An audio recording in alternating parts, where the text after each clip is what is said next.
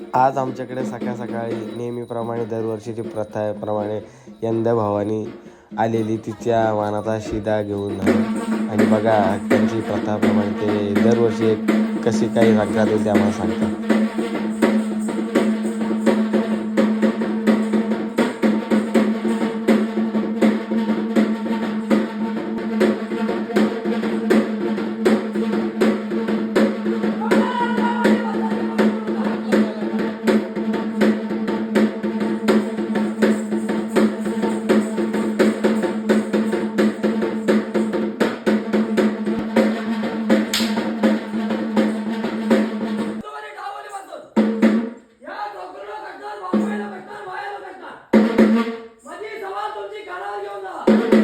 यंदा संक्रांत कशी येते, यंदा संक्रांत कशी जाते, कानाची घ्या. संक्रांत आली पुढची वखत.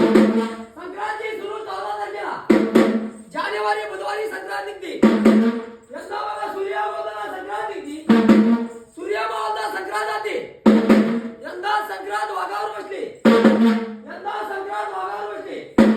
पिवळा पाता अंगी पेडली, केसरीचा टेला कपाळी बनले. यंदा बघा संक्रांत हातामध्ये गदा घेतली, गाईच्या मुलाचा वास घेतली. वयाने कुमारी आहे. 3 वाजून 5 मिनिटांनी संक्रांत निघते. यंदा बघा सूर्य मावळता माघारी बघते. बाला लोकांना कोसळणार, थंड होणार, ताप होणार, लाईट होणार, कर्ज होणार.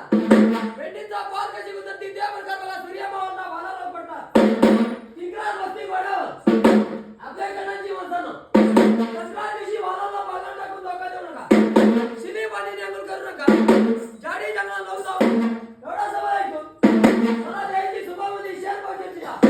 शिदावरचा 10 रुपये, शिदावरचा 11 रुपये. वाटीन तेल घ्या, सुपान ठेवा. वाईट लोक असणार ठेवू नका. पुण्या घरी पोरता लागाव्या शक्तीने ठेवू नका. घेऊन या. दरवर्षी माझा डोकरा यायचा. 2 वर्षापासून माझ्या डोकऱ्याला घरी ठेवून येतोय. डोकऱ्याला द्यायचा मान मला द्या. 14 जानेवारीला बुधवारी संक्रांत निघते. एकादशी पण एकाच दिवशी आलेली आहे.